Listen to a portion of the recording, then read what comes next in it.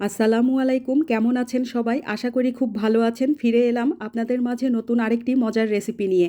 আজকের রেসিপিতে আমি আপনাদেরকে তৈরি করে দেখাবো সাবুদানা দিয়ে মজাদার একটি ডেজার্ট। প্রচণ্ড এই গরমে এটা খেতে কিন্তু খুবই ভালো লাগে আর এটা তৈরি করাও খুব সহজ। আশা করছি রেসিপিটা আপনাদের কাছে খুব ভালো লাগবে। প্রথমে আমি সাবুদানাগুলো সেদ্ধ করে নেব। চুলায় একটি প্যানে বেশ খানিকটা পানি দিয়ে পানিটা বেশ গরম হয়ে এলেই দিয়ে নেব 100 গ্রাম সাবুদানা। সাবুদানাগুলো দিয়ে নেওয়ার পর এগুলো খুব ভালোভাবে নেড়ে মিশিয়ে নিচ্ছি। এটা এখন 10 থেকে 12 মিনিটের মতো সেদ্ধ করে নেব। চুলার আঁচটাকে মিডিয়াম টু লোতে রেখে তবে মাঝে মাঝে এটাকে নেড়ে দিতে হবে যেন তলায় লেগে না ধরে।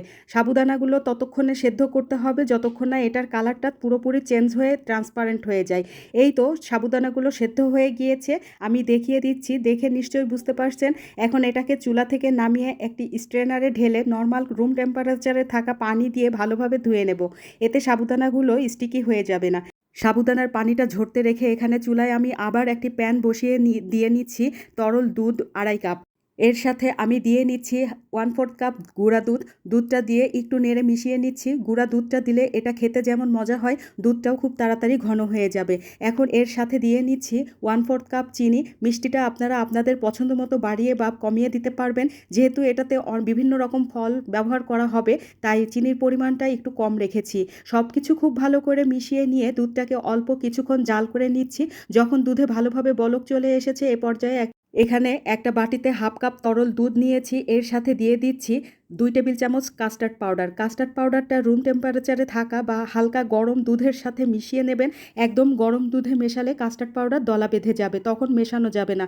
কাস্টার্ড পাউডারটা খুব ভালোভাবে মিশিয়ে আমি এখন দুধের মধ্যে দিয়ে নিচ্ছি এবং এটাকে অনবরত নেড়ে নেড়ে জাল করে নেব। এ পর্যায়ে নাড়া বন্ধ করা যাবে না, তাছাড়া তলায় ধরে যেতে পারে। আর এই দুধটা ঘন হতে একদমই সময় লাগবে না, 2 মিনিটের মধ্যেই এটা বেশ খানিকটা ঘন হয়ে যাবে।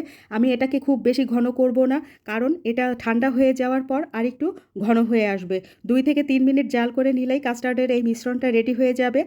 আমার তৈরি করে নেওয়া হয়ে গিয়েছে, দেখে নিশ্চয়ই বুঝতে পারছেন এটা অনেকটাই ঘন হয়ে এসেছে। এর কনসিস্টেন্সিটা আমি দেখিয়ে দিচ্ছি। এখন এটাকে চুলা থেকে নামিয়ে একটি পাত্রে ঢেলে নিচ্ছি। ঢেলে নেওয়ার পর এটাকে রুমের স্বাভাবিক তাপমাত্রায় এনে নর্মাল ফ্রিজে রেখে দেব 2-3 ঘন্টার জন্য। 3 ঘন্টা পর এটাকে আমি ফ্রিজ থেকে বের করে এখন এর সাথে দিয়ে নিচ্ছি সেদ্ধ করে রাখা সাবুদানা। এবার সাবুদানাটা দুধের সাথে খুব ভালো করে মিশিয়ে নেব। তারপর এতে অ্যাড করে দিচ্ছি আমার পছন্দ মতো কিছু ফ্রুটস। প্রথমে দিয়ে নিচ্ছি আপেল, কলা, কমলা, আঙ্গুর এবং খেজুর। সব কিছুই ছোট ছোট করে কেটে নিয়েছি। সব কিছু এখন একসাথে খুব ভালোভাবে মিক্স করে নিলেই তৈরি হয়ে যাবে অসম্ভব মজার সাবুদানার ফ্রুট কাস্টার্ড। এটাকে এখন আমি ঠান্ডা ঠান্ডায় সার্ভ করে দিচ্ছি। এই গরমে মন প্রাণ কলিজা সব ঠান্ডা হয়ে যাবে। আপনারা চাইলে কাস্টার্ডের মিশ্রণটা তৈরি করে ফ্রিজে রেখে দিতে পারেন। যখন প্রয়োজন হবে তখন শুধুমাত্র ফল কেটে অ্যাড করে নিলেই হবে। রেসিপিটি একবার হলেও বাসায় ট্রাই করবেন, আশা করি ভালো লাগবে। আজ এ পর্যন্তই, সবাইকে ধন্যবাদ জানিয়ে আজকের মতো বিদায় নিচ্ছি। ভালো থাকবেন, সুস্থ থাকবেন, আল্লাহ হাফেজ।